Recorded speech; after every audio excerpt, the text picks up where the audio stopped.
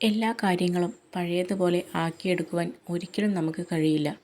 ജീവിതവും സമയവും മുന്നോട്ടല്ലാതെ ഒരിക്കലും പിറകിലോട്ട് പോകില്ല. പഴയതുപോലെ ആകുവാൻ വേണ്ടി വെറുതെ സമയം കളയാതെ പുതിയതുമായി പൊരുത്തപ്പെടുക.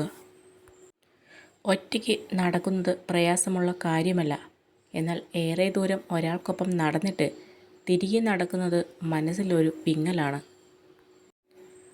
നമ്മൾ ഓരോരുത്തരുടെയും ജീവിതത്തിലെ പ്രധാന വ്യക്തി നമ്മൾ തന്നെയാണ്.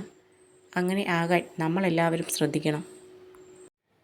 ജീവിതം സന്തോഷകരമാക്കാൻ ഒരാൾ വേണമെന്ന് നാം ഒരിക്കലും നിർബന്ധം പിടിക്കരുത്. ആരെയും പ്രതീക്ഷിക്കാതെ സ്വയം ജീവിക്കുകയാണ് വേണ്ടത്. ജീവിതത്തിൽ നാം മനസ്സിലാക്കിയിരിക്കേണ്ട ഒരു സത്യം എന്തെന്നാൽ, കാലം മാറുന്നതിനനുസരിച്ച് കൂടെയുള്ള മനുഷ്യരും മാറുമെന്ന കാര്യമാണ്. ഭയപ്പെടേണ്ടത് ശത്രുക്കളെയല്ല, സ്നേഹിക്കുന്നവരെയാണ്. കാരണം മറ്റാരേക്കാളും നമ്മെ തളർത്താനും തകർക്കാനും അവർക്കേ കഴിയൂ. ഒറ്റപ്പെടുകയാണെങ്കിൽ ഒറ്റപ്പെട്ടോട്ടെ. പക്ഷേ നമ്മളോട് മിണ്ടാൻ ഇഷ്ടമില്ലാത്തവരുടെ പിന്നാലെ പോകരുത്. അവർക്ക് വേണ്ടി നമ്മുടെ സമയം കളയാതിരിക്കുക. നമ്മുടെ വില തിരിച്ചറിയുന്ന ഒരു സമയം അവർക്കും ഉണ്ടാകും. ഒരു പിണക്കമുണ്ടായാൽ ആദ്യം നമ്മളോട് ഇണങ്ങാൻ വരുന്നവർ നമ്മളോട് തോറ്റു വരുന്നവരല്ല. നമ്മൾ അവരെ സ്നേഹിക്കുന്നതിനേക്കാൾ ഏറെ അവർ നമ്മളെ സ്നേഹിക്കുന്നത് കൊണ്ടാണ്.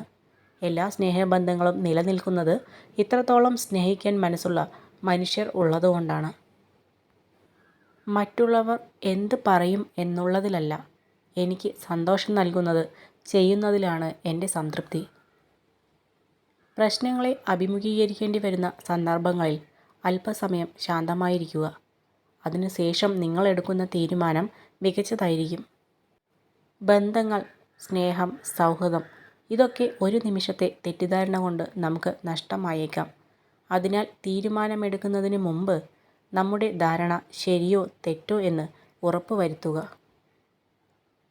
കൂടെയുള്ളവരുടെ സന്തോഷത്തിനും സമാധാനത്തിനും വേണ്ടി നമ്മുടെ ഇഷ്ടങ്ങളും ആഗ്രഹങ്ങളും പലപ്പോഴും നമ്മൾ വേണ്ടെന്ന് വയ്ക്കുന്നവരാണ്.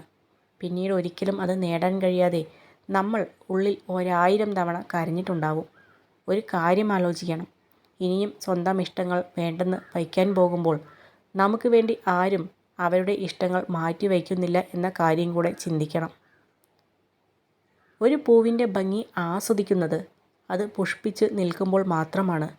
അതുപോലെയാണ് നമ്മുടെ ജീവിതവും.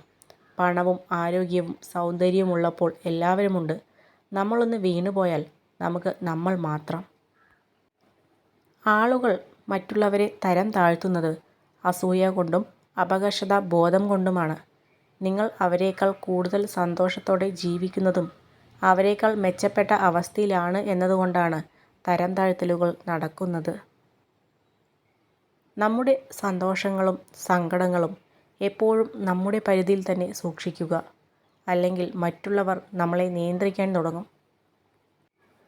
1000 പേർ നിങ്ങളെ കുറ്റപ്പെടുത്തിയാലും അപമാനിച്ചാലും പരിഹസിച്ചാലും തളരരുത്.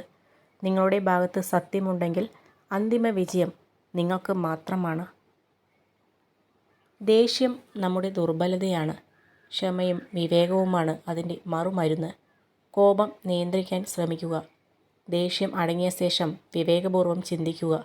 അപ്പോൾ കോപത്തിൻ്റെ നിസ്സാരത നമുക്ക് മനസ്സിലാവുകയും ക്ഷമയുടെ മഹത്വം ബോധ്യപ്പെടുകയും ചെയ്യും.